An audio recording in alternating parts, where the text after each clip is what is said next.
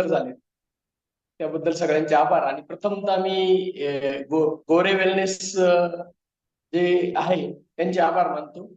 त्यांनी हा खूप छान उपक्रम राबवायचं ठरवलंय. त्यांनी एक आरोग्य सप्ताह राबवायचं ठरवलंय आणि त्यातलं पहिलं पुष्प गुंफवायचं काम माझ्याकडे दिलेलं आहे. आणि विषय तसाच पाठ दिलेला आहे, हृदयाचं आरोग्य. बरोबर. कोणता विषय आपला? हृदयाचं आरोग्य. आता आपल्याला आपण जे बघतो पुस्तकात हृदय वेगळं आहे, आपण जे रोज वापरतो, आपलं जे वावर चालू आहे त्यात वेगळं आहे. पुस्तकात जर बघायला गेलं तर पुस्तकातल्या व्हॅल्यू आणि आपल्या जीवनातल्या व्हॅल्यू याच्यामध्ये खूप फरक आहे. तर आपण जे घेणार आहे सेशन, जे घेणार आहे हृदयाचं प्रॅक्टिकल सेशन घेणार, बरोबर. आता हृदय, हेल्दी हृदय आणि कार्डियकची, हृदयाची हेल्दी त्याचं जे आरोग्य आहे ते कसं असतं, ते कसं ओळखायचं, काय करायचं. तर सगळ्यात पहिले आपण हृदयाचं काम काय. साबळे सर, एक रिक्वेस्ट होती, प्लीज हिंदीमध्ये जर बोलता आलं तर. बरेचसे बाहेर स्टेटमधनं पण आहे, पॉसिबल झालं तर जेवढं होईल तेवढं. बाकीचं मराठीत घेतलं तरी चालेल. येस, हम थँक्यू. हार्ट का कामकाज जानेंगे. सबसे पहले हृदयाचं वर्क काय आणि हार्ट का कामकाज क्या है, हार्ट क्या करता है अपनी बॉडी के लिए. तो अपनी बॉडी है किंवा आपलं शरीर आहे हे ऑक्सिजनवर चालतं सगळं. आपण जो फुफ्फुसातून ऑक्सिजन घेतो तो आपल्या आरबीसी किंवा एचबी बरोबर बाइंड होतो आणि तो शरीराच्या प्रत्येक अवयवापर्यंत पुरवला जातो. जो हम लोग जो सांस लेते हैं उसमें क्या क्या रहता है, ऑक्सीजन रहता है, कार्बन डाइऑक्साइड रहता है, नाइट्रोजन रहता है. उसमें से अपना लंग्स क्या करता है, ऑक्सीजन कैच करते एचबी से और वो पूरे बॉडी को दिया जाता है. उसको म्हणजे त्याला आपण ऑक्सिजन सगळ्या शरीराला पुरवतो आणि त्याच्यावरच आपण जिवंत राहतो. हे एक पहिलं काम झालं. पहिलं काम झालं हृदयाचं. दुसरं काम, जे पोचवलेलं रक्त आहे ऑक्सिजन काढून घेतलाय आणि शरीरानं त्याच्याकडे ऑक्सिजन, कार्बन डायऑक्साइड दिलाय. ते कार्बन डायऑक्साइड युक्त रक्त पुन्हा हृदयात घेऊन यायचे. ऑक्सीजनेटेड ब्लड जो हम लोग बॉडी को पहुंचाते, उससे जो डीऑक्सीजनेटेड ब्लड है वो वापस हार्ट में लाने का काम ये दो ही चीज हार्ट करते हैं. और बहुत ही इम्पॉर्टंट काम, खूपच महत्वाचं काम. आता मला सांगा, आपण जर हृदय आपलं हे हेल्दी आहे हे कसं कसं ठरवणार. याचे काही पॅरामीटर्स नाही. इंडियन कार्डिओलॉजीचे वेगळे पॅरामीटर्स आहे, अमेरिकन कार्डिओलॉजीचे वेगळे, कॅनडियन कार्डिओलॉजीचे वेगळे पॅरामीटर्स आहे. पण त्यातला एक निचोड काढून आपण जर 30 मिनिटात 3 किलोमीटर चाललो आणि नॉनस्टॉप 4 फ्लोअरच्या पायऱ्या चढलो, किती, 30 मिनिटात 3 किलोमीटर चाललो आणि नॉनस्टॉप 4 फ्लोअरच्या पायऱ्या चढलो आणि आपल्याला जर दम लागला नाही तर आपण, आपलं हार्ट एकदम हेल्दी आहे, हा त्याचा क्राइटेरिया है. जो लोग हिंदी में है वो सुन लो. हम जो 30 मिनट में 3 किलोमीटर चलते और स्टेपिंग में 4 फ्लोर चलते और उसमें हमको कुछ घबराहट नहीं हो रही, ब्रीथलेसनेस नहीं हो रहा, तो ये समझ लेने का अपना हार्ट अच्छा है, हार्ट इज बेटर. आता दुसरं काम, हार्ट काय करतं, पंपिंग करतं. पंपिंग करताना एका मिनिटात हार्ट 5 लिटर ब्लड बाहेर काढतं रेस्टिंग पोझिशनला. म्हणजे जेव्हा आपण झोपलेलो आहे किंवा बसलेलो आहे ह्या काळात हार्ट आपलं 5 लिटर ब्लड बाहेर काढतं. आणि आपण सकाळी छानसे गाणे लावून एक्सरसाइज करतो तेव्हा एका मिनिटात 17 लिटर रक्त बाहेर काढतं पंपिंग. त्यामुळे त्याचे तेवढे ठोके वाढतात, त्याचे हे वाढतात, बरोबर.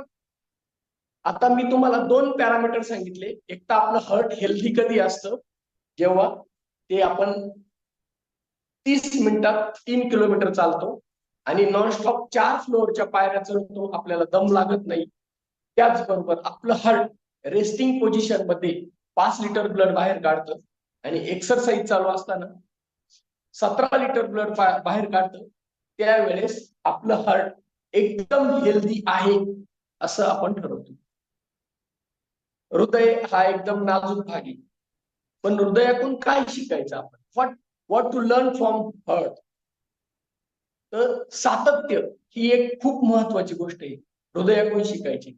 मला सांगा, पण जन्माला आल्यापासून तर आपण मरेपर्यंत हृदय चालू असतं. एखाद्या दिवस जर हृदय म्हटलं मी 5 मिनिटं झोपून घेतो, चालेल का हो? अजिबात चालणार नाही. कारण हृदय जोपर्यंत चालू आहे तोपर्यंत माझा जीव आहे, माझा प्राण आहे, माझं शरीर चालू आहे. आपण बघा, आपला हार्ट चालू असताना माझी गाडी, माझा बंगला, माझं हे, माझं ते, आणि एकदा माणूस गेला का त्याचं नाव सुद्धा घेत नाही. बॉडी आणा, बॉडी पोस्टमॉर्टमला पाठवा, बॉडी हे करा, बॉडी ते करा, सर्व बॉडी उचला, बॉडीला आंघोळ घाला, कोणी त्याचं नाव सुद्धा घेत नाही. म्हणून हार्ट हे खूप महत्वाचं आहे. आणि हार्ट साठी सगळ्यात महत्व तुम्ही कशाला द्यायला पाहिजे? आनंद. तुमचा आनंद. आनंद कसा असतो? आनंद आज हलाखीच्या जीवनात आनंद आपला राहिलाच नाही. आपला आनंदही आपला राहिला नाही आणि आपलं दुःखही आपलं राहिलं नाही. समजा एक मी एक्झाम्पल देतो, फॉर एक्झाम्पल देतो.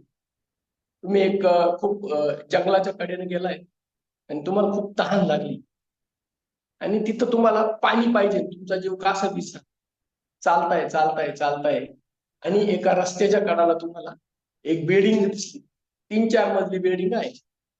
तुमच्या जीवाला थोडासा आनंद झाला, तर आता मला पाणी भेटू शकतं. पण काय झालं, तुम्ही ते बिल्डिंग बघताय रस्त्याच्या एका कडाला, आणि त्याच वेळेस त्या रस्त्याच्या तिकडून 4थ्या मजल्यावरून एका माणसाने तुम्हाला पाण्याची बॉटल दाखवली. झाला का नाही आनंद तुम्हाला? खूप आनंद होणार. मग तुम्ही काय करणार? त्याला हात करून तिकडे चालत जाणार, बरोबर? तुम्ही आता त्या बिल्डिंगच्या खाली जाऊन उभे राहिले. बिल्डिंगच्या खाली जाऊन उभे राहिले, 15 मिनिटं झाले, तो माणूसच आला नाही. काय झालं? तुम्ही दुःखी झाले. तुम्ही म्हणजे तुम्ही पण आणि मी पण, बरोबर? तुम्ही दुःखी झाले, मी पण दुःखी झालो. 15 मिनिटांनी तो माणूस आला खाली आणि म्हटला, तुम्ही खूप थकलेले दिसले, मला वाटलं तुम्हाला लिंबू सरबतच आणावं, म्हणून थोडासा वेळ गेला. काय वाटलं तुम्हाला आता? परत तुम्ही आनंदी झाला, बॉटल घेतली, बॉटल प्यायला सुरुवात केली. फक्त आंबट पाणी होतं, साखरच नाही त्याच्यात. काय झालं? तुम्ही परत दुःखी झाला. समोरच्या माणसाने परत खिशातून एक पुडी काढली, मला वाटलं तुम्हाला डायबिटीस आहे काय, म्हणून तुम्ही याच्यातली थोडी तुमच्या प्रमाणानुसार साखर घ्या आणि साखर टाकून मग प्या. आता काय झाले? तुम्ही पुन्हा आनंदी झाले. याचा अर्थ काय? हे जीवन जगताना आज तुमचा आनंद तुमचा राहिला नाही आणि तुमचं दुःखही तुमचं राहिलं. तुम्ही या भौतिक जगात हे होऊन गेले, मिक्स होऊन गेले. त्यामुळे तुमचा आनंद आणि तुमचं दुःख हे तुमचं राहिलेलंच नाही. आता आपण पुन्हा हृदयाकडे यायचे. हृदयाचे आपण पाहिलं 30 मिनिटात 3 kilometre, 4 floor step, 7 litre, 17 litre, 5 litre. आता दुसरी महत्वाची गोष्ट आहे, आपल्याला दिवसभरातून कमीत कमी 1200 ml घाम आला पाहिजे.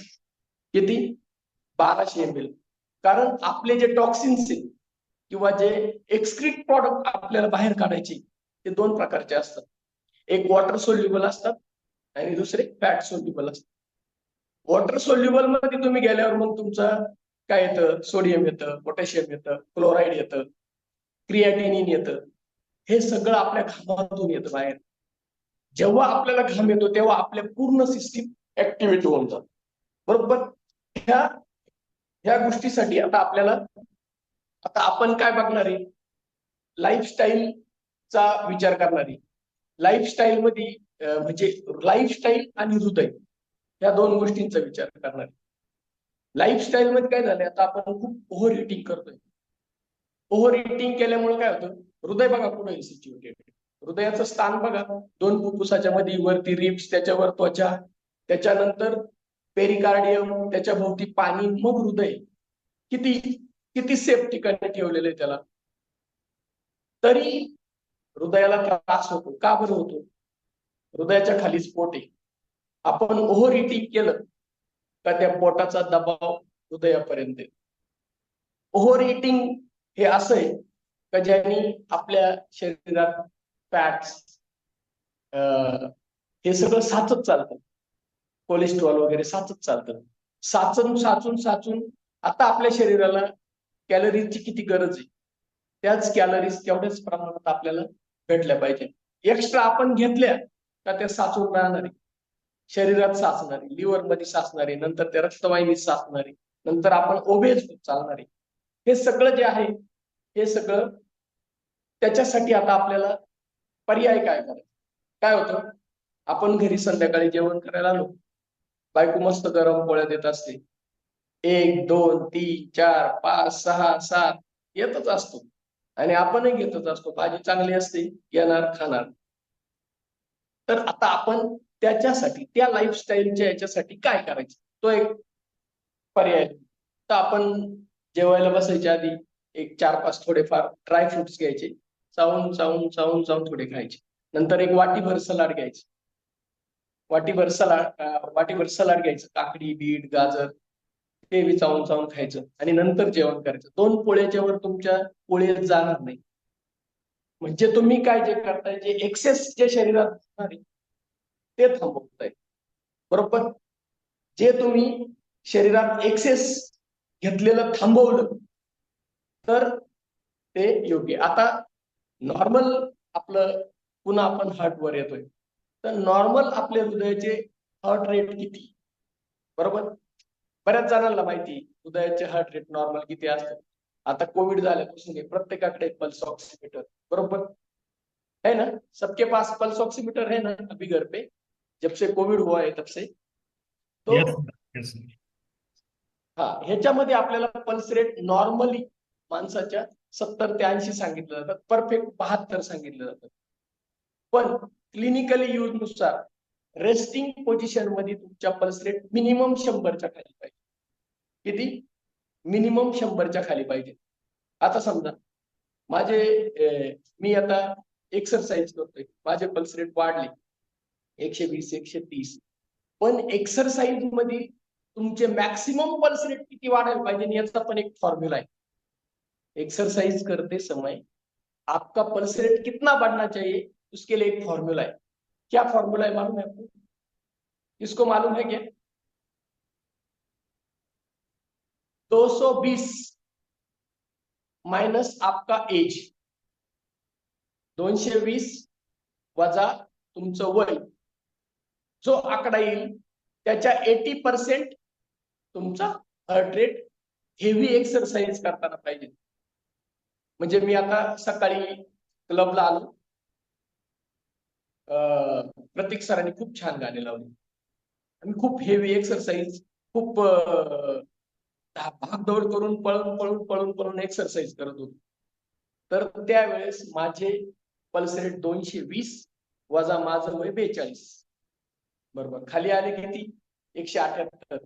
त्याचे 80% म्हणजे माझ्या पल्स रेट खूप हेवी एक्सरसाइज मध्ये 135 ते 140च्या दरम्यान पाहिजे, बरोबर. समजलं सगळ्यांना?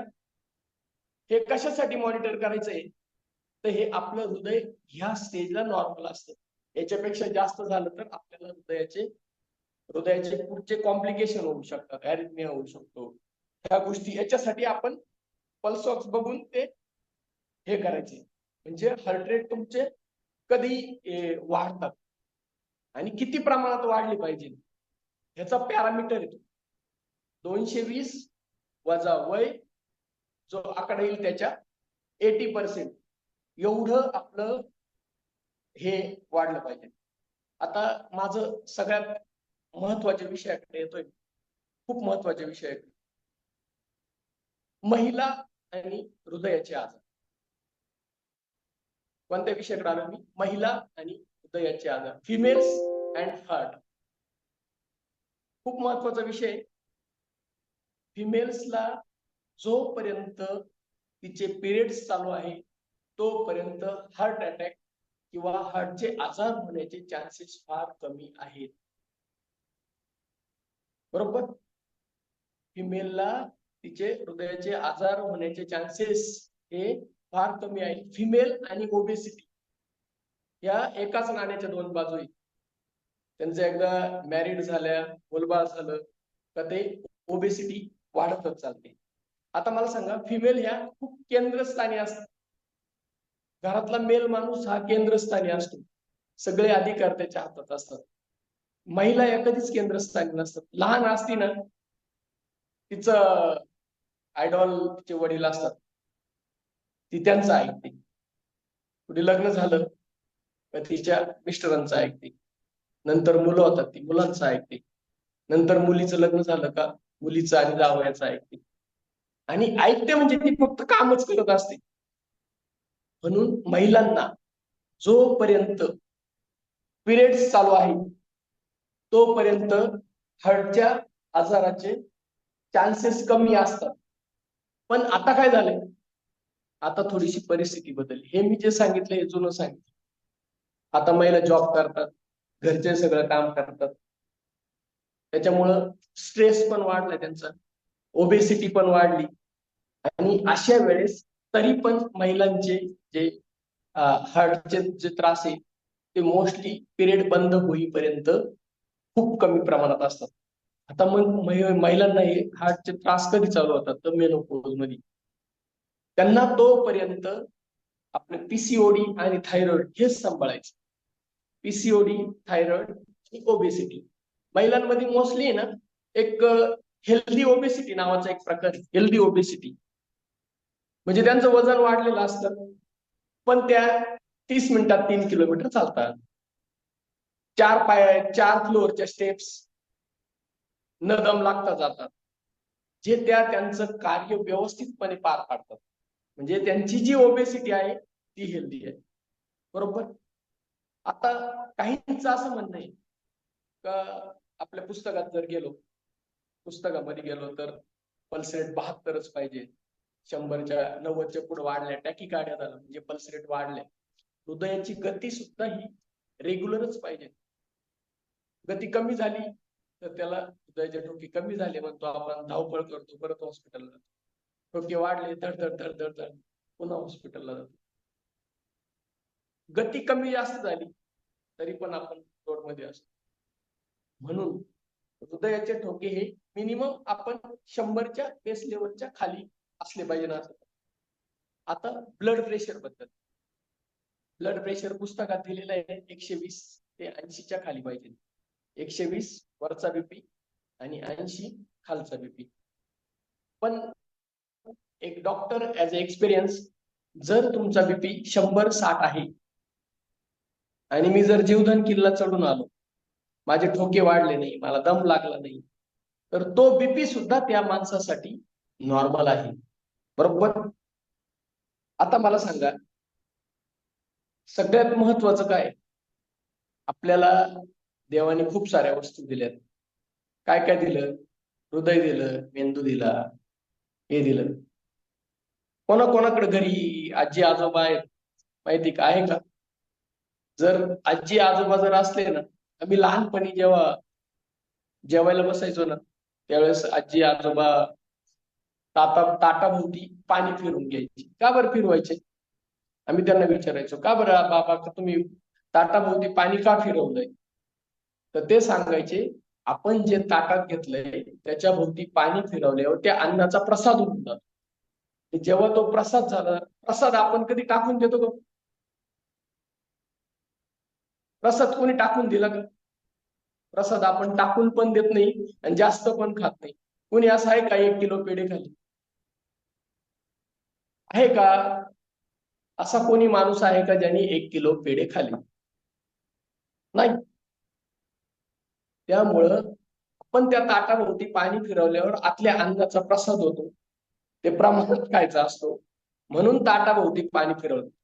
नंतर आपण हात जोडून आभार मानायचे. आभार कोणाचे मानायचे? ज्या आईनं पिकवलं, जे अन्न तयार केलं, त्या आईचे आभार मानायचे. ज्या शेतकऱ्याने पिकवलं त्या शेतकऱ्याचे आभार मानायचे. आणि ज्या देवाने आपल्याला हे सगळं शरीर दिलं, एवढे किमती सगळ्या वस्तू दिल्या, त्या देवाचे पण आभार मानायचे, ज्याने आपल्याला भूक दिली त्या देवाचे पण आभार मानायचे आणि नंतर जेवण खायला सुरुवात करायची. हे आपले जुने लोक सांगतात. जुन्या लोकांना आता कोणाचं लक्षच नाही. 90 वर्ष जगले, भरपूर चालायचे, भरपूर खायचे, भरपूर कष्ट करायचे, काही काही 100 वर्ष जगले. आपलं आयुष्य कितीपर्यंत आलंय ते फार काही आपल्याला देत नसले, फार मोठी ट्यूबलाईट नसली, तरी पण त्यांचा उपयोग आपल्या देवघरात जसं आपण दिवा लावतो तसा असतो. त्यामुळे त्यांना आपण जपलं पाहिजे. हृदय हृदय जे आहे हे कोणी मोठा, कोणी गरीब, कोणी खूप शिकलेला, कोणी फार शिकलेला नाही, असं बघून काम करत नाही. बरोबर. हृदयाचं काम हे कोणी जास्त शिकला, कोणी कमी शिकला, कोणी खूप उच्च शिक्षित आहे, हा हृदयाचा डॉक्टर आहे, याला अटॅक नाही येऊन द्यायचा, हा हे शिक्षक आहे, यांना अटॅक नाही आला पाहिजे, हे बघून होत नाही. तुम्ही नीतू मांडके सरांचं नाव ऐकलंय का? Doctor Neetu Mandke. Yes sir. कोणी जर नीतू मांडके सर हे जे आहे ना, हे कार्डिओलॉजिस्ट होते. 50-1 हजारापर्यंत प्लास्टिक केले असेल त्यांनी. हिंदू हृदय सम्राट बाळासाहेब ठाकरेंची केली, अमिताभ बच्चनची केली, खूप खूप मोठ्या लोकांच्या ग्राफी प्लास्टिक या नीतू मांडकेंनी केले. त्यांचं एक पुस्तक आहे हृदयस्थ, त्याच्यात वाचलेला प्रसंग आहे मी. एक दिवस गाडीत दोघं नवरा बायको चालली होती. त्यांची बायको आहे ना अलका मांडके, ही अॅनेस्थेटिक होती. जिथं सर्जरी करायचे ना तिथं ती बरोबर असायची. तर असंच गाडीत चालले होते आणि एक विचित्र विचार सरांच्या मनात आला. सर म्हणे, अगं अलका, जर मला अटॅक आला तर ती बायकोच होती, प्रेम होतं तिनं, त्यांच्या तोंडावर हात ठेवला, असं अभद्र बोलू नका. ते जाऊ दे म्हणे, बी प्रॅक्टिकल, अभद्र बिभद्र जाऊ. जर आला मला तर काय करायचं? बरोबर. जर मला हार्ट अटॅक आला तर काय करायचं? तर तिनं सांगितलं, आता तुम्हीच सांगा, तज्ञ तर तुम्हीच येते. मग त्यांनी प्लॅनिंग सांगितलं, बुवा मी असं असं आहे, मग पण भूल तूच द्यायची मला, असा असा कार्डिओलॉजिस्ट आहे, त्याला माझी प्लास्टिक करायला हवं, हा आपला माझ्याकडे 3-4 असिस्टंट, त्याच्यात ह्याच असिस्टंटला त्याला असिस्ट कर. या सगळ्या गोष्टी त्यांनी सांगितल्या आणि बोलाची फुलाची गाठ पडली. त्याच्यानंतर 5-6 वर्षांनी सरांना अटॅक आला. सरांना समजलं की मला हृदयाचा अटॅक येतोय. ज्या माणसाने हजारो लोकांचे जीव वाचवले होते, तो माणूस घाबरलेल्या अवस्थेत, चेहऱ्यावर घाम आणि हृदयावर हात ठेवून आला. तर त्यावेळेस तिथं एक हिंदूजा हॉस्पिटलमध्ये सिक्युरिटी होता, त्याला गाडी ओळखू यायची, तो जाऊन पहिला सॉल्यूट मारायचा, सरांची गाडी उघडायची, सरांची गाडीची दरवाजा उघडायचा.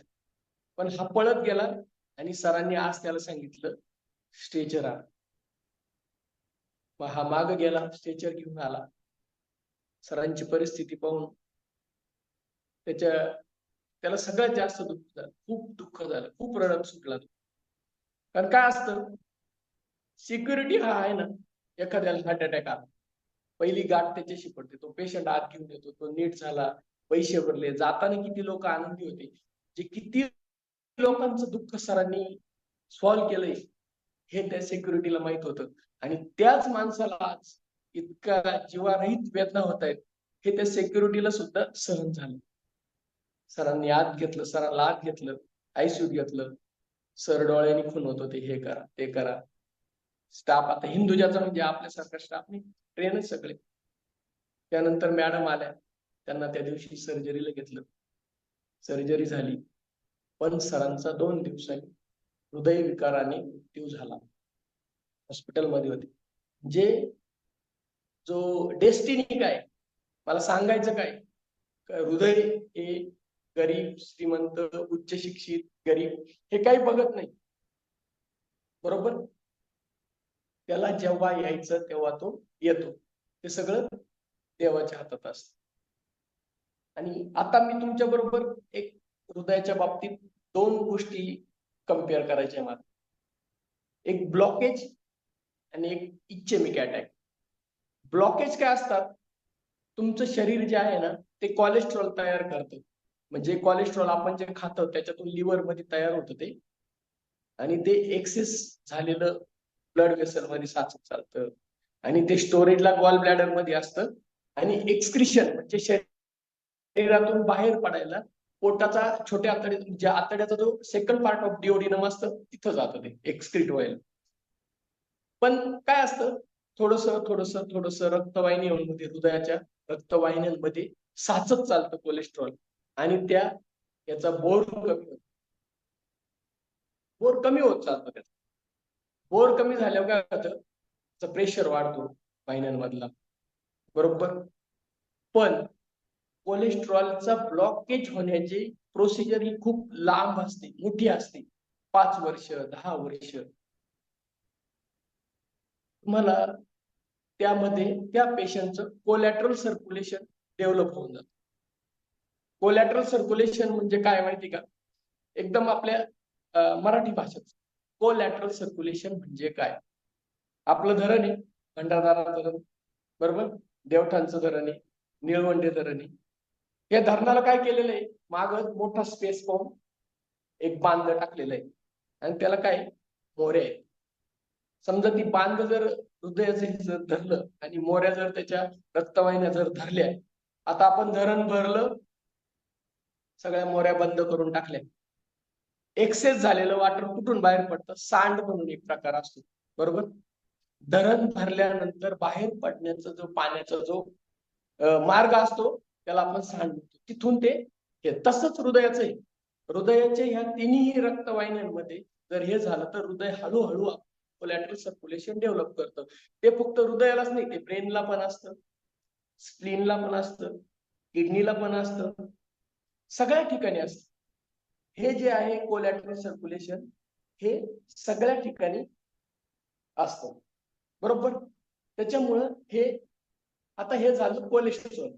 आता दुसरा जो प्रकार आहे तो हार्ट अटॅक, ज्याला सगळ्यात जास्त आपण घाबरतो. याला 10 वर्ष लागतात, हार्ट अटॅक 5 मिनिटात येऊन. हृदयाला रक्त पुरवठा करणाऱ्या 3 रक्तवाहिन्या आहेत, बरोबर. Right coronary, left coronary, left circumflex. या आपलं कोलेस्ट्रॉलचं फंक्शन काय माहिती का, हृदय व्हेसलला कुठेही इंजुरी झाली तर ते हिलिंग करायचं काम करत.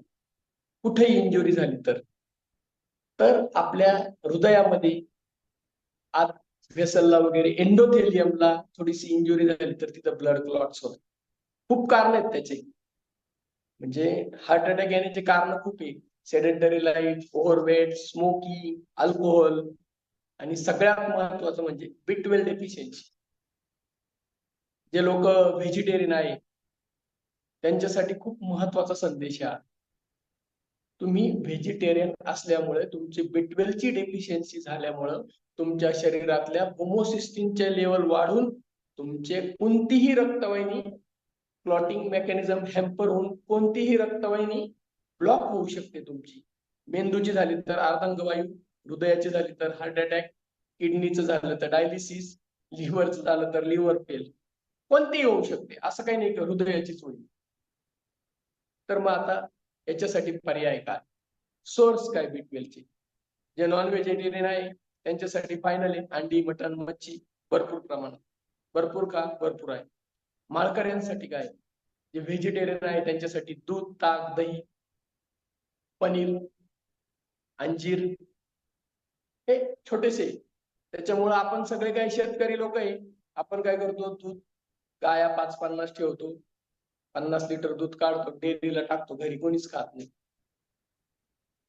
ते सकाळ संध्याकाळ कमीत कमी 250 ml दूध हे तुम्ही सगळे पिले पाहिजे. त्याच्यासाठीच तुमचा हे असं. आता मला सांगा, ब्लॉकेज हे झालं, ब्लॉकेजचा विषय क्लिअर झाला, दोन्ही कोलेस्ट्रॉलचा झाला, हार्टचा पण झाला. आता याच्यामध्ये आपल्याला त्याचे प्रिडिस्पोजिंग फॅक्टर काय, हे कशामुळे होतं, बरोबर. तर आपण जे सेडेंटरी लाईफ जगतो, नाही शरीराला काय नाही, ओव्हरवेट झालंय, बरोबर, तुमचे व्यसन आहे, अल्कोहोल, दारू, स्मोकिंग, या सगळ्या गोष्टींमुळं हे प्रकार घडतात. आता मला सांगा, तुमच्या हातात काय आहे? तुमच्या हातात काय आहे? तर तुमच्या हातामध्ये फक्त तुम्ही काय करू शकतात? गाडी घेऊ शकतात, मोबाईल घेऊ शकतात, लॅपटॉप घेऊ शकतात, पण तुमचे हृदयाचे ठोके किती ठेवायचे तुमच्या हातात आहे का? आहे का? तुमचा बीपी आज किती ठेवायचा हा तुमच्या हातात आहे का? नाहीये. कोणी 100% सांगू शकत नाही का आज मी माझे ठोके 60च ठेवणार आहे, की आज मी माझे ठोके 120च ठेवणार आहे.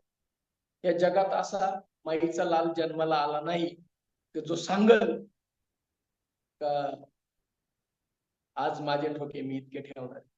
तुमच्याकडे पैसे असतील, तुम्ही गाडी घेशाल, हे घेशाल, सगळं करशाल, पण तुम्ही तुमच्या हृदयाचे ठोके किती ठेवायचे, तुम्ही तुमच्या बीपी किती ठेवायचा, तुम्ही किती काळ झोपायचं, हे तुमच्या हातात नाही. आता त्याच्यासाठी आपल्याला प्रयत्न करायचे. हे सगळं झालं, आता हे प्रिडिस्पोजिंग फॅक्टर झाले. दुसरा एक अजून एक महत्वाचा मुद्दा मला सांगायचा आहे, फॅमिली हिस्ट्री.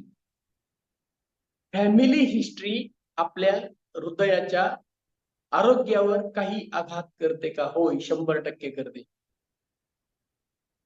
आपले फॅमिलियल जे आहे त्याच्यानुसार, पण जीन्स पेक्षा आपलं किचन जे आहे ना ते जास्त अफेक्ट करते. समजा आपल्या तुषारचं आहे ना, लग्न झालं, तुषारची बायको आली, तुषारची बायको आली तर तुषारची आई तिला मॉनिटर असते. तुषारची आई काय सांगते तिला, का बाई भाजी अशी बनव, इतकं तेल टाक, इतके शेंगदाणे टाक. म्हणजे तुमची जी पूर्वापार चालत आलेली जेवण बनवायची पद्धत आहे ती तशीच फॉलो होती. बरोबर, समजतंय सगळ्यांना? Yes sir, yes sir. हा, म्हणजे तुषारच्या आईनं तिच्या सासूतून शिकलं, तिच्या सासूनं तिच्या सासूतून शिकलं, आणि तुषारची बायको पण तेच शिकणार आहे आता. म्हणजे फॅमिलियल पेक्षा हा मुद्दा पुस्तकापेक्षा आपण विचार करून काढलेला मुद्दा आहे, खूप विचार करून काढलेला मुद्दा आहे.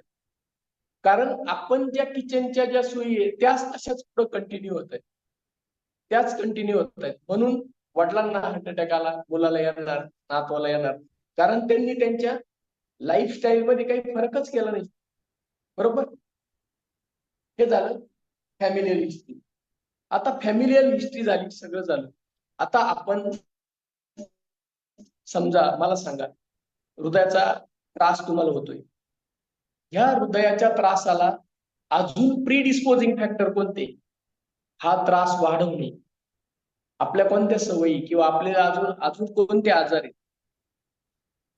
तर आपल्याला जर डायबिटीस असला तर आपल्या हृदयाच्या आजाराला पुश देतो वाढण्यासाठी. बरोबर, आपल्याला ब्लड प्रेशर जास्त असलं तर पुश देतो वाढण्यासाठी. आपल्याला थायरॉइड असलं तर आपले कायम हार्ट रेट जास्त असतात, पुश देतं. आपल्याला झोप येत नाही, आपण सारखे विचार करत असतो. त्या सगळ्या गोष्टींना हे प्रिडिस्पोजिंग फॅक्टर, ह्याच्या बरोबर हे येतं. आता आपण हृदयाचा हार्ट अटॅक आणि त्याच्या बरोबर सेम दिसणारे सिम्पटम कोणते? समजा मला चेस्ट पेन होतंय, स्वेटिंग झालं, घबराट होती, मिस अनबिअरेबल पेन आहे, मला सहनच होत नाही, का हे हृदयाचंच आहे, मला कळून चुकलंय का आता माझ्या हृदयाला अटॅक आलेला आहे. हे पेशंटला कळतं, बरोबरच्याला नाही कळत, पण पेशंटला 100% कळत. पेशंट येऊन फक्त हात जोडून एवढंच म्हणतं, मला वाचवा. हे आम्ही 10-15 वर्षातले एक्सपिरियन्स मधले पेशंटचे अनुभव सांगतो तुम्हाला. तर त्याच्याबरोबर काय असतं? त्याच्याबरोबर ओव्हर इटिंग, खूप रात्री झोपायचंय, गेले पावभाजी खाऊन आले, खूप तेलकट खाऊन आले, हार्ट बर्न, त्याच्यामुळं इथं पेन होतं. हे त्याचे डिफरन्शियल डायग्नोसिस त्याच्यासारखं दिसतं. हायपर ऍसिडिटी, हृदयाच्या आजाराशी कनेक्ट केलं. हर्पेज झोस्टर एक असं आहे, ह्या साईडला पेन होतं मानेच्या साईडला. हर्पेज झोस्टर मध्ये पण आपण एखाद्याला निमोनिया असतो, लेफ्ट साईडचा निमोनिया असतो लोअर लोबला, त्याच्यामुळे पण चेस्ट पेन होतं. पण त्याचे सिम्पटम, त्याला फिवर असतो, ब्रिथलेसनेस असतो, कफ असतो, हे डिफरन्शिएटिंग सिम्पटम. आपल्याला हे हृदयाच आहे, हे धरण्यासाठी आपण आपण काय काय विचार करू शकतो, हा सर्वसामान्य लोकांपेक्षा हे डॉक्टरांसाठीच झालं. आता मला सांगा, याच्यामध्ये आपण टेस्ट कोणत्या कोणत्या करणार, सगळ्यांना माहिती आहे. तर आपण हॉस्पिटलला गेल्यावर सगळ्यात पहिले ना ईसीजी करतो. ईसीजी म्हणजे इलेक्ट्रोकार्डिओग्राम. आता त्याच्यामध्ये डिटेल्स मध्ये जात नाही मी, एसटी एलिव्हेशन कोणत्या लीड मध्ये कुठं होतो एमआय, हे काय. ईसीजी नॉर्मल आहे, स्टेबल. पण ईसीजी हा आज केला म्हणजे 5 मिनिटांनी पण त्याला परत पुन्हा एमआय असू शकतो, 10 मिनिटांनी केला तरी एमआय येऊ शकतो, 7 मिनिटांनी केला तरी एमआय येऊ शकतो. आता केलेलं ईसीजी मशीन जोडलेलं असताना दुसरा ईसीजी केला तरी त्या पेशंटला अटॅक असू शकतो. पहिला ईसीजी नॉर्मल आणि दुसरा ईसीजी अटॅक असतो, हे असू शकतं. ह्यावर लोकांनी विश्वास ठेवा म्हणून मी सांगतोय, सर्वसामान्य माणसांसाठी सांगणे. आता जर मी समजा, आता वाजले किती, समजा 8:45 वाजले, 8:45ला मी ईसीजी केला आणि तो नॉर्मल, आणि 9:50 मिनिटांनी ईसीजी केला, त्याच्यामध्ये हार्ट अटॅक असू शकतं. डॉक्टर तुम्हाला फसवत नाही.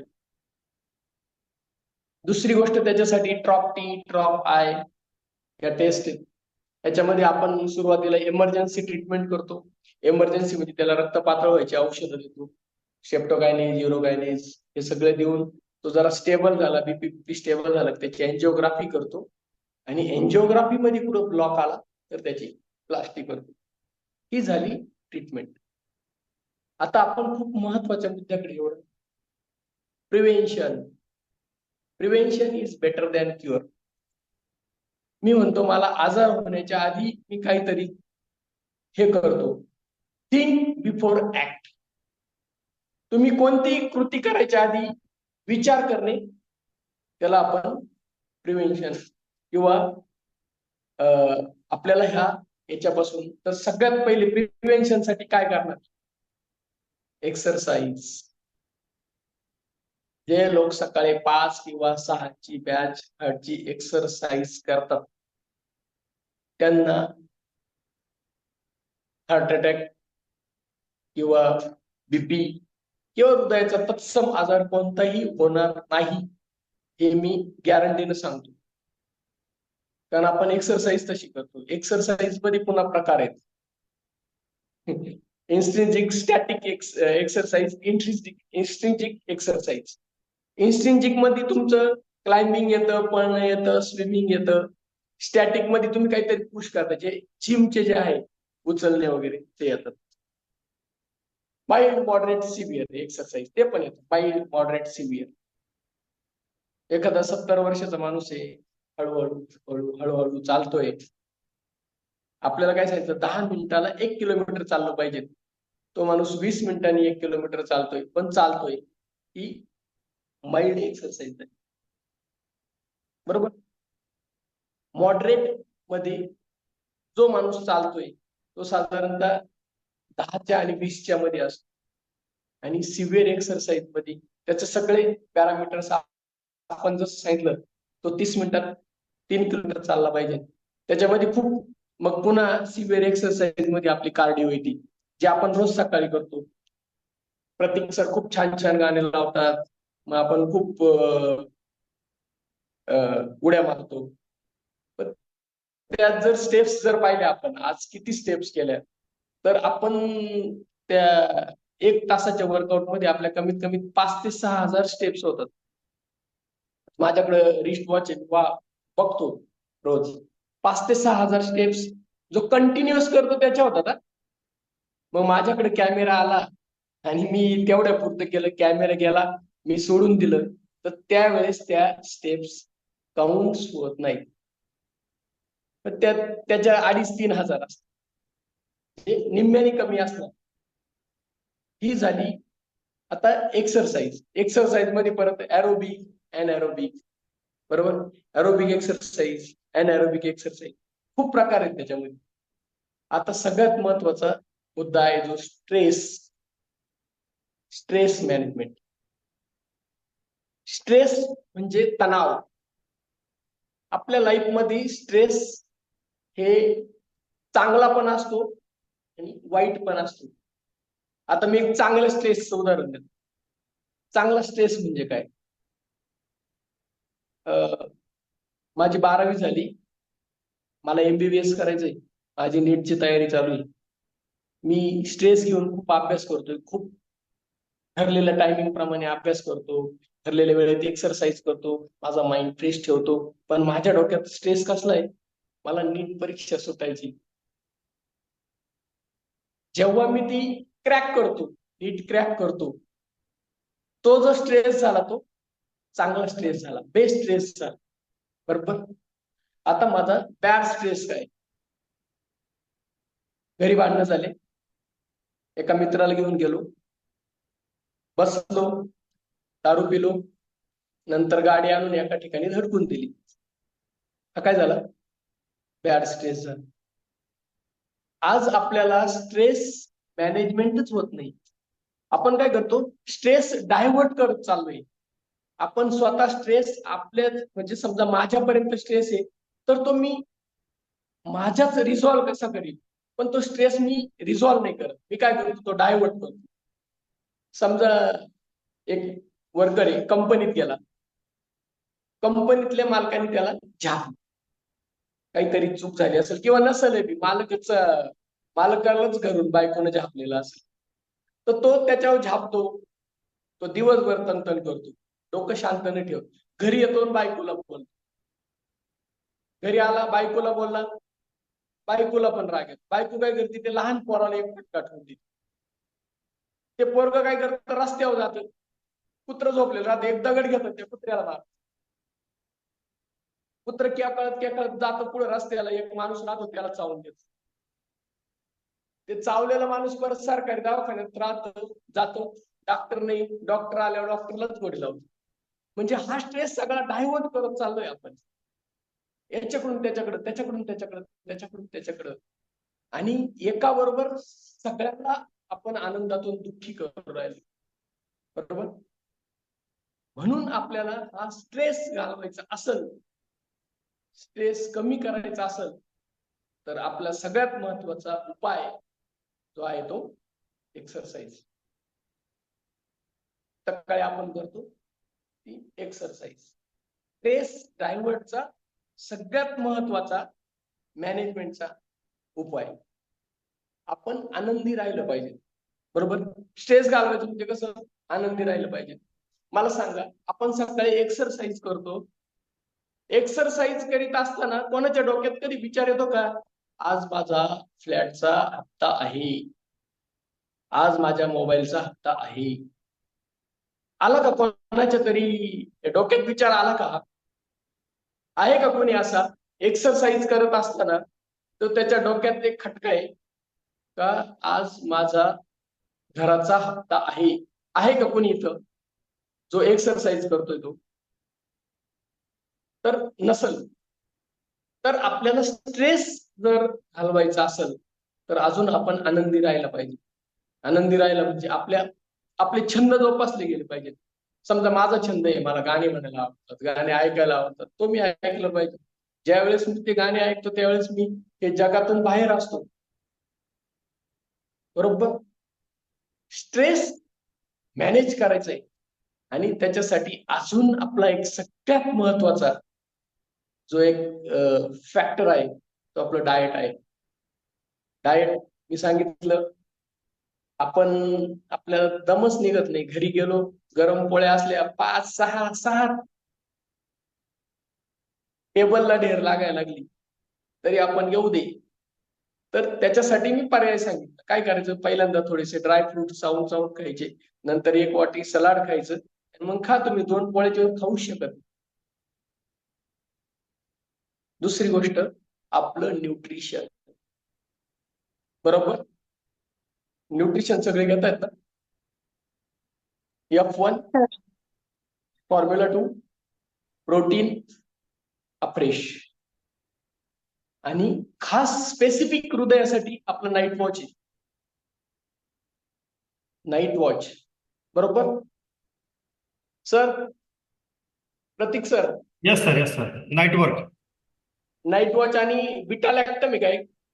बीटा हार्ट बिटा हार्ट आणि ओमेगा. हा ओमेगा 3 हे स्पेसिफिक हार्ट साठीचे ड्रग आहे. याचे ऍक्शन वगैरे आपण सगळं बघू. आता मला अजून 2 गोष्टींकडे जायचंय. एक योगाकडे जायचंय. योगासन. योगा काय? योगा हा संस्कृत शब्द आहे. त्याचा अर्थ काय? मिलन. योगा हा संस्कृत शब्द आहे. त्याचा अर्थ काय? मिलन. मिलन कोणाचं करतो तो? आपल्या एकाग्रतेचं करतो आणि आपल्याला प्रसन्न करतो. आपलं मन, आपला आत्मा आणि आपलं शरीर या तिघांचं एकत्रीकरण करतो आणि आपल्याला प्रसन्नतेकडे घेऊन जातो. बरोबर. त्याच्यासाठी मग आपल्याला योगासन आहे. बरोबर. योगासन करायला पाहिजे. योगा आता त्यामध्ये गेल्यावर परत आपल्याला 1 तास लागेल. मी थोडस फास्ट घेतोय. आपला टाइम संपत आलाय.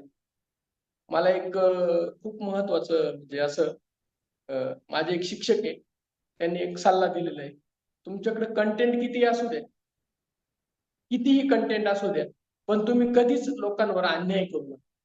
तुम्हाला जे बोलायचं आहे ना, 1 तास वेळ दिला ना, 5 मिनिटं आधी संपवा. कंटेंट किती असू द्या, कारण समोरचा जो तुम्हाला ऐकायला आलो ना, त्यांचे खूप काम असतात. तो काहीतरी वेळ कॉम्प्रोमाइज करून तुमच्यासाठी आलेला असतो. म्हणून त्यांनी माझं सारखं वॉचकडे लक्ष आहे. माझं कंटेंट मला संपवायचंय. माझं कंटेंट मला संपवायचं. मी जे आणलं ते. म्हणून योगासन. आता मला सांगा, योगासनांचे फायदे काय? योगासनाने तुमचं माइंड शांत राहतो. स्ट्रेस कमी होते. तुमच्या शरीराची स्ट्रेचनिंग होते. शरीर आता 2 पाय असे पूर्ण होणार आहे का कोणाचे? नाही होणार. जो योगा करेल त्याचीच होणार आहे. मी ट्राय करतो पण माझे अजून नाही होत. स्पाझम पडेल. दुसरं रिलॅक्सेशन. तुमचा माइंड, तुमची बॉडी, तुमचं सगळं शरीर हे रिलॅक्स राहिलं. बरोबर. तिसरा तुमच्या योगाचा आहे फ्लेक्झिबिलिटी. फ्लेक्झिबिलिटी माहिती ना, म्हणजे तुम्ही किती फ्लेक्झिबल आहे. इकडं वाक, इकडून पाय धर, तिकडून पाय धर. या सगळ्या गोष्टी या योगामुळे होतात. आणि त्यानंतरची सगळ्यात महत्वाची गोष्ट आहे कॉन्सन्ट्रेशन. या जगात एकच गोष्ट हरवली, कॉन्सन्ट्रेशन. नाही येते कोणाकडे, कोणाचंच होत. कॉन्सन्ट्रेशन हे होतच नाही. म्हणून आपल्याला योगा हा त्याच्यासाठी पर्याय. आणि last but not list, stress release हे एक योगाने होतं. जे आपण स्ट्रेसमुळे पाहिलं काय काय होतं. कोण कुत्र्याला दगड मारतो, कोण कुठं जातं, कोण कुठं जातं. या सगळ्या गोष्टींमध्ये आपल्याला स्ट्रेस रिलीज हे योगामुळे होतं. आता अजून एक योगाचाच एक भाग आहे प्राणायाम. ते आपल्याला बघायचं.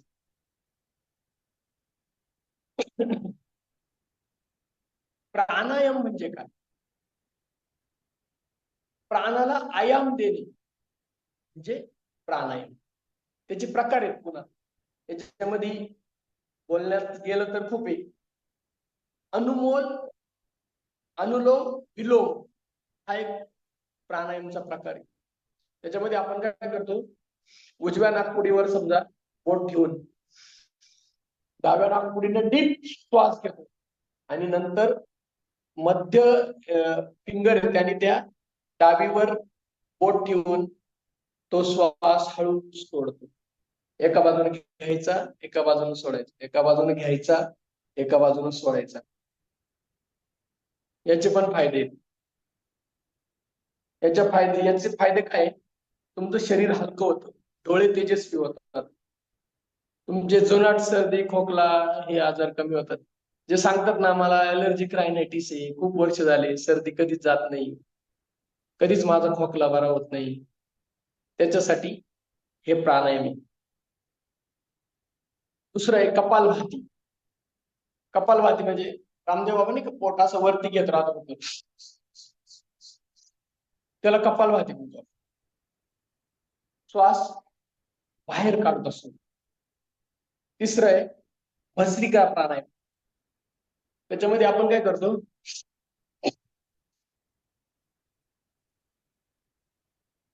म्हणजे हात वरती करताना श्वास सोडतो आणि खाली, हात वरती करताना श्वास घेतो आणि खाली घेताना सोडतो, सोडतो घेतो, सोडतो घेतो, सोडतो घेतो.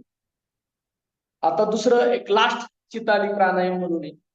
ती जिभेची अशी कोंगळी करून त्याच्यातून श्वास घेतला जातो. ते आपल्याला जमत नाही, पण मी फक्त एक प्रकार सांगितला. हा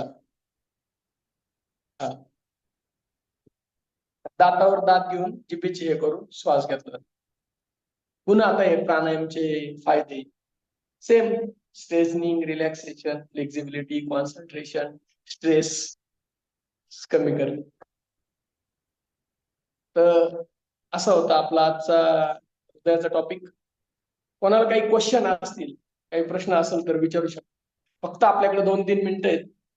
काही क्वेश्चन असेल तर विचारा. येस, प्लीज हँड रेस करू शकता तुम्ही. जर कोणाला काही क्वेश्चन असेल हृदयाबद्दल, आजाराबद्दल, ट्रीटमेंट बद्दल, तर नक्की विचारू शकता.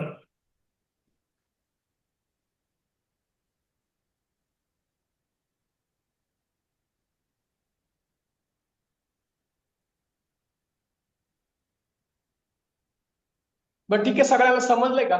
क्वेश्चन कोणाला तरी आहे, हँड रेस केलाय सर? Yes yes yes.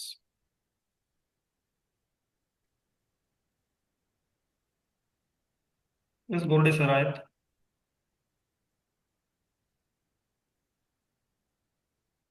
सर बोला. एक मिनिट सर.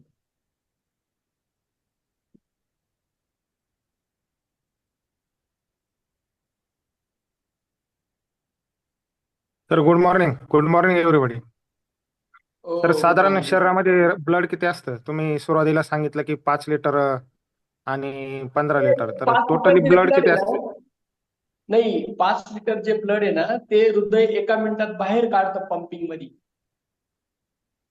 म्हणजे जेव्हा हृदयाची पंपिंग चालते ना रोजची आपली, त्याच्यामध्ये रेस्टिंग पोझिशनला 5 लिटर ब्लड बाहेर काढतं. आणि किती आपण वेळेत? जेव्हा एक्सरसाइज करत असतो एका मिनिटात, एका इन 1 मिनिटात? मिनिट. हो, आणि जेव्हा आपण एक्सरसाइज करत असतो ना आपली याची हर्बलाइफची कार्डिओ एक्सरसाइज, तेव्हा 17 लिटर ब्लड बाहेर काढलं जातं. पण आपल्या शरीरात साधारणतः 5 ते 7 लिटर टोटल ब्लड असतं.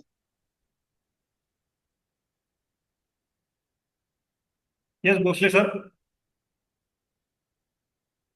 Good morning. Good morning. नमस्कार सर. गुड मॉर्निंग, गुड आपण मॉर्निंग.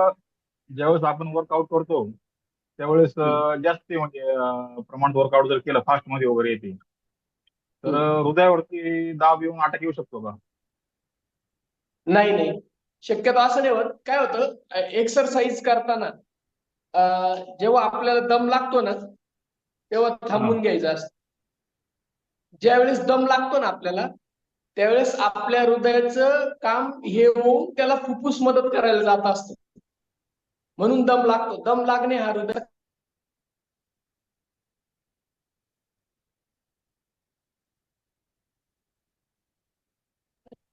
आपल्याला दम लागतो तेव्हा आपल्या हृदयाचं एक्सेसिव्ह वर्क होऊन त्याला फुफ्फुस मदत करायला जात असतं, म्हणून दम लागतो.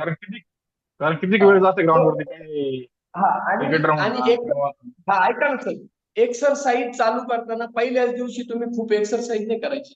आपल्या शरीराला सवय लावायची, हळूहळू हळूहळू वाढवत न्यायचे. तुम्ही पहिल्याच दिवशी एव्हरेस्ट नाही चढू शकत, बरोबर? पहिल्यांदा आपल्याला इथं कपारेश्वरचा डोंगर चढावा लागेल, मग आपल्याला कळसुबाई, असं हळूहळू हळूहळू स्टेपनी वाढत जावं लागेल. एक्सरसाइजचं पण तसंच आहे. तुम्ही एक्सरसाइज करताना एकदम खूप हेवी आणि खूप खूप एक्सरसाइज लागते, हळूहळू वाढ.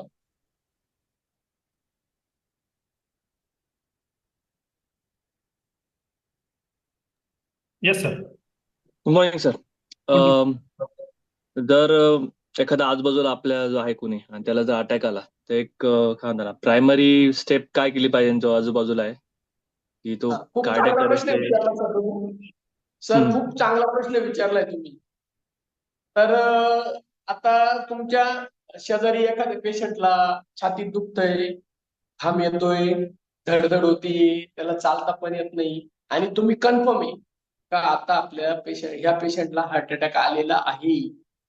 तर सगळ्यात पहिले तुम्ही काय करायचंय, त्याच्याकडे काही अँटी हायपरटेन्सिव्ह हे ते काही गोळी चालू आहे का बघायची. रक्त पातळ व्हायची गोळी वगैरे जर असली चुकून तर ती त्याला देऊन टाकायची. त्याला जास्त चालवायचं नाही.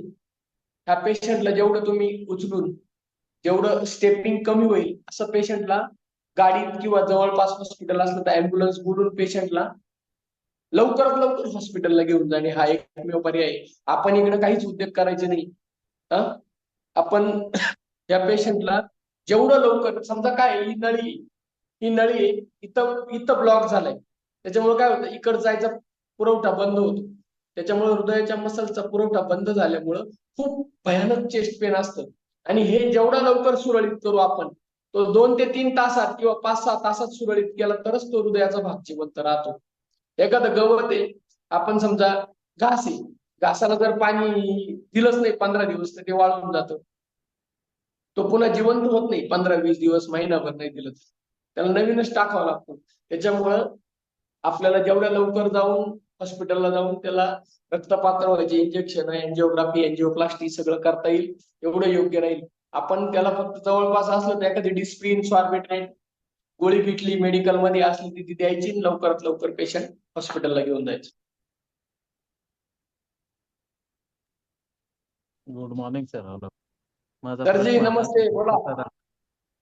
माझा प्रश्न हाच होता, सरांनी विचारून घेतला, एखाद्या व्यक्तीला जर काही झालं बुवा अटॅक वगैरे आला तर त्याला प्रायमरी स्टेप काय करू शकतो हेच विचारायचं होतं सर. हो नाही नाही ठीक, जे झालं तेच. Yes. बोला मॅडम. Good morning sir. मी स्वतःच एक हार्ट पेशंट आहे. आता तुम्ही जे सांगितलं उजवी नस आणि हृदयाची डावी नस, तर मला त्याच्यातली एक नस काढायला सांगितलेली डॉक्टरांनी. हृदयाचे डायरेक्ट करायचे, कारण माझ्या हृदयाच्या 2 नसा जोडल्या गेलेल्या आहेत. माझे हार्टबीट्स वाढतात, खूपच वाढतात. मला होल्टरवर पण टाकलेलं होतं 24 तास, त्याच्यामध्ये पण हृदयाची रेकॉर्डिंग वगैरे केलेली होती, त्याच्यामध्ये पण त्यांना मिळालंय ते. तर मग ही नस काढल्यानंतर काय होऊ शकतं समजा हृदय डायरेक्ट केलं तर? नाही, आता हे जे आहे ना, जे डॉक्टर करणार आहे तुमच्या स्वास्थ्यासाठी करणार आहे. आणि हे जे आहे हे कार्डिओलॉजिस्टच वर्क करतायत. हा आपल्या ठिकाणचा विषयच नाही. त्याच्यामुळे तुम्ही कार्डिओलॉजिस्टचं ओपिनियन घ्या. कार्डिओलॉजिस्ट, कार्डियक सर्जन लागेल त्याला, त्यानुसार सगळं करून घ्या. याच्यामध्ये आपल्याला ही काढली ती काढली काय होणार नाही. आपल्याला डॉक्टर जे करणार ते आपल्या भल्यासाठी करणार, आपल्या चांगल्यासाठी करणार, आपल्या स्वास्थ्यासाठी करणार. जे काय करायचं ते चांगल्यासाठीच करायचं. Yes sir. Yes ma'am. आपली जे छान अशी माहिती दिली सर, पण माझ्या मनामध्ये एक शंका होती, ती अशी की आपण मोबाईलवरती ऐकतो, वाचतो, की मी असं वाचलं ऐकलं, जर एखाद्याला छातीत दुखायला लागलं तर त्याने अद्रक जे आलं असतं ते चावून खायचे, तर हे कितपत योग्य आहे सर? Yes please. त्याबद्दल मी काही नाही सांगू शकत. असं कोणत्याच पुस्तकात लिहिलेलं नाही, आयुर्वेदच्या पुस्तकांमध्ये पण नाही लिहिलेलं. त्यामुळे नाही ना? मी युट्यूब ऐकून काहीही करू नका. युट्यूब हे फक्त ज्ञानार्जन करा, त्याचा अप्लाय फार कमी गोष्टींसाठी करा. अगदी बरोबर. बिझनेस पॉइंट ऑफ व्ह्यू युट्यूबचा वापर करा. बरेच लोक अशा ह्याच्यावर विश्वास ठेवतात. Yes sir, thank you. Sangeeta madam बोलताय. Good morning sir. Good morning madam. मी तुमची माफी मागतो, कारण एकच गोष्ट मराठीत आणि हिंदीत सांगणं शक्य नव्हतं. 1 तासात कम्प्लीट नसतं झालं आपलं. नो त्यामुळे प्रॉब्लेम. मी सगळं लेक्चर घेतलं. मोस्ट ऑफ द सगळे ऐकणारे मराठी होते, थोडेफार होते हिंदीत. आता त्यांची माफी मागतो मी. काही नाही सर, काही नाही. मला हे विचारायचं होतं सर, की आजकाल जसं आपलं मोठ्यांचं हेल्थ तर हार्ट बद्दल तर सगळे क्वेश्चन झालेतच, सगळ्यांना कम्प्लीट झालेत. पण लहान बाळांच्यासाठी एक मला विचारायचं होतं. जसे लहान बाळांच्या मध्ये आजकाल जसं हार्ट मध्ये होल, हे मी खूप जणांचं, आता मी हेल्थ द्यायचं जसं कोचेसचं काम करते, तेव्हापासून मी खूप जणांना असं ऐकलेलं की लहान बाळांना हार्टला होल असतं आणि त्याचे असं पण ऐकायला भेटलं होतं की मला ज्यावेळेस एकच टेस्ट ते जे म्हणजे डॉक्टर सांगतात, एकच टेस्ट ते 2 लायब्ररीतून करतात, ती वेगवेगळी येतात. मग ते असं का असतं आणि होल पडण्याचं कारण आपली लाईफस्टाईल असते, की खाण्यापिण्या म्हणजे नेमकं कारण काय असतं? हे आजकाल इतकं प्रमाण वाढलेलं आहे, त्याचं कारण काय? नाही, होलला जे हृदयाला जे होल असतं ना, ते कंजेनायटल हार्ट डिसीज असतं. ते त्याच्या जन्मजातच असतं. त्याचे खूप प्रकार आहेत, 4-5 आहे कंजेनायटल हार्ट डिसीज मध्ये. पेटंट डक्टस सायट्रोसिस वगैरे असे 2-3 प्रकार आहेत. ते जन्मानंतर नाही होत, ते जन्माच्या आधीच असतं. त्याच्यामुळे त्याला रिपेअरिंग हा एवढा एकमेव पर्याय असतो, सर्जरी करणं आणि रिपेअर करून घेणं का पेडियाट्रिक थोरेस कार्डियाक सर्जन कडनं. त्याच्यासाठी आपल्याला वेगळं काही नसतं. हे मोस्टली जे असतं ते कंजेनायटल हार्ट डिसीज मध्ये. कंजेनायटल म्हणजे जन्मतः. ओके. Thank you sir. त्याच्यामध्ये आपल्याला एक्सरसाइज किंवा औषधं वगैरे देऊन काय फायदा नाही. Okay, okay. Thank you sir.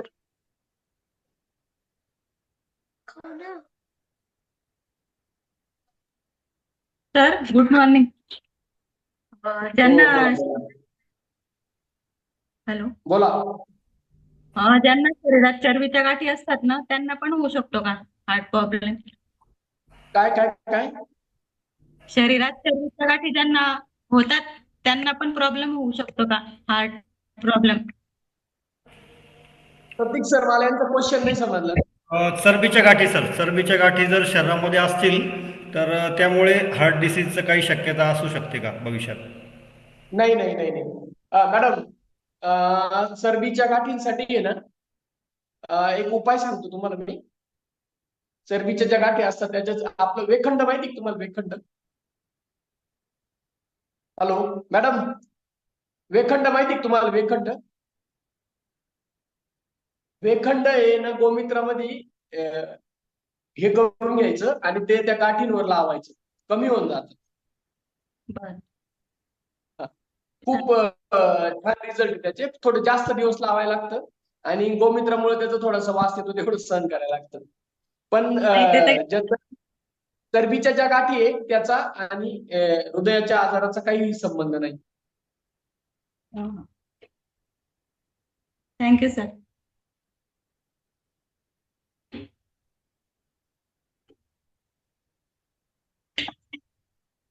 तर संपवायचं सेशन मग आपलं. Yes sir. तर खूप थँक्यू सो मच. सरांनी खूप छान आणि अमेझिंग अशी माहिती दिली आणि खूप सोप्या शब्दात तुम्हाला समजेल अशा भाषेत आणि सगळ्यांना समजेल अशा भाषेत दिलेत.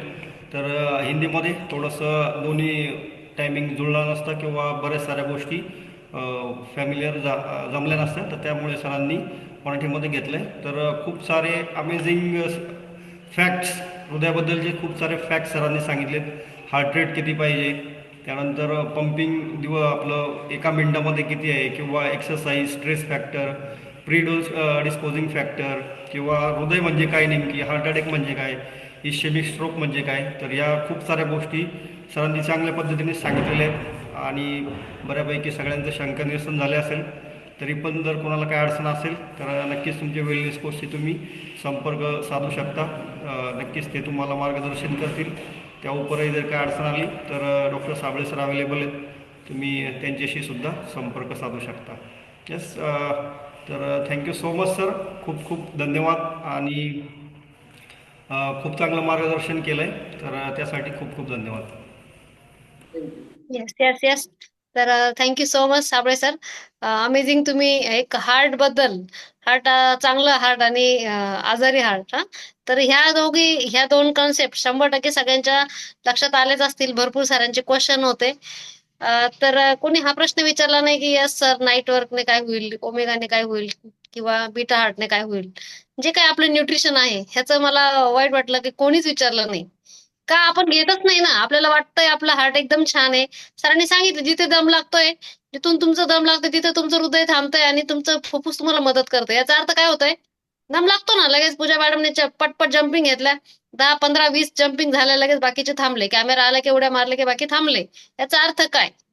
याचा अर्थ तुमचं हार्ट तिथे कमकुवत आहे, तर त्याच्यासाठी त्याला स्ट्रॉंग करण्याचं काम आपलं नाईट वर्क करत असतं. नाईट वर्क, बीटा हार्ट आणि ओमेगा. सरांनी काय सांगितलं? चरबी, कोलेस्टेरॉल ही तुमची जे व्हेन्स आहे, व्हेन्सला रिपेअर करण्याचं काम करतं. व्हेन्स मध्ये जर जखमा जर झाल्या तर त्याला रिपेअर करण्याचं काम करतात. ज्या आपल्या ब्लड सर्क्युलेशन करण्यासाठी ज्या आर्टरी व्हेन ज्या आहे, तर त्याचं ते रिपेअर करण्याचं कोलेस्टेरॉल काम करतं. पण कोणतं कोलेस्टेरॉल काम करतं? ते good cholesterol, not a bad. Yes, ज्याने आपण जाडे दिसतो ते बॅड कोलेस्टेरॉल, ते बिलकुल सुद्धा तुमच्या हृदयाच्या ज्या नस आहे, ज्या वाहिन्या, रक्तवाहिन्या आहे, त्याला रिपेअर करण्याचं काम करत नाही. तर त्याला रिपेअर करण्याचं काम गुड कोलेस्ट्रॉल करतं, आणि गुड कोलेस्ट्रॉल बॉडीमध्ये ऑटोमॅटिक तयार होत नाही. त्यासाठी आपल्याला काय घ्यावं लागतं? Omega 3 fatty acid. Yes, omega आपल्या बॉडीमध्ये ऑटोमॅटिकली तयार होत नाही, शक्यतो ते बाहेरूनच घ्यावं लागतं आपल्याला. तर येस, आपल्या हर्बल लाईफ मध्ये आपल्याला हर्बल लाईफलाईन त्याला नावच दिलेलं आहे, लाईफलाईन. तुमची लाईफ वाढवण्याचं काम करणार आहे. त्यानंतर बीटा हार्टबीट सरांनी सांगितले 72 पाहिजे. 72 आपली नॉर्मल आहे, कमी पण नकोय, जास्त पण नकोय. त्यांनी पूर्ण डिटेल्स मध्ये सांगितलं. जर तुमच्या हार्टबीटचा जर कोणाला काही प्रॉब्लेम असेल, आपण डिस्क्लेमर आहे, आजारावर काम करत नाही, पण तर त्या गोष्टी जर सुरळीत होण्यासाठी जर तुम्हाला हेल्प पाहिजे असेल तर नक्कीच तुमचं बीटा हार्ट हे अमेझिंग असं न्यूट्रिशन आहे. आणि नाईट वर्क, रात्री झोपेत अटॅक येऊ नये म्हणून खूप अमेझिंग ते ब्लड वेसल्सला डायलेट करतात. नायट्रिक ऍसिड जे आहे तुमचे ब्लड वेसल, सरांनी सांगितलं ही जी व्हेन्स आहे, इथे जर ब्लड सर्क्युलेशन स्टॉप झालंय, तर नाईट वर्क जर तुम्ही घेत असाल तर हे सर्क्युलेशन, ही व्हेन्स ऑटोमॅटिक मोठी होणार, आणि सर्क्युलेशन जे क्लॉट छोटा आहे, मग साईडनी काय होईना ते ब्लड फ्लो चालू राहणार. म्हणजे झोपेत, काहींचा झोपेतच मृत्यू होतोय त्याने. तर या गोष्टी खूप महत्वाच्या आहे. जीव तोडून सांगत असतात वेलनेस कोचेस, नाईट वर्क घ्या, बीटा हार्ट घ्या, ओमेगा घ्या, पण नाही, आपल्याला त्या गोष्टी लक्षात येत नाही. आणि जेव्हा लक्षात येतात तेव्हा आपल्या हातात वेळ नसते. खूप कमी वेळ मिळतो आम्हाला. पेशंट जेव्हा ओपीडीला येतं किंवा हॉस्पिटलला येतं, खूप कमी वेळ मिळतो. खूप कमी वेळात आम्हाला थ्रोम्बोलाइज करायचं असतं पेशंट, किंवा ओपीडीतून मला हॉस्पिटल पर्यंत पोहोचायचं असतं. आणि एकदा साबळे सरांकडे गेल्यानंतर ते किती फास्ट असतं, ती प्रोसिजर एकदा रेकॉर्ड जर केली ना, एकदा पेशंट अटॅकचं पेशंट बेडवर गेल्यानंतर किती टायमिंग मध्ये त्याला इंजेक्शन पुश होतात, किती फास्ट ते डॉक्टर लोक काम करतात, तेव्हा तुम्हाला त्या गोष्टीचं टायमिंगचं महत्व कळणार आहे की यस, किती वेळ महत्वाचा असतो अटॅक मध्ये. तर हे 3 न्यूट्रिशन माझ्याकडून होते. तर येस, थँक्यू.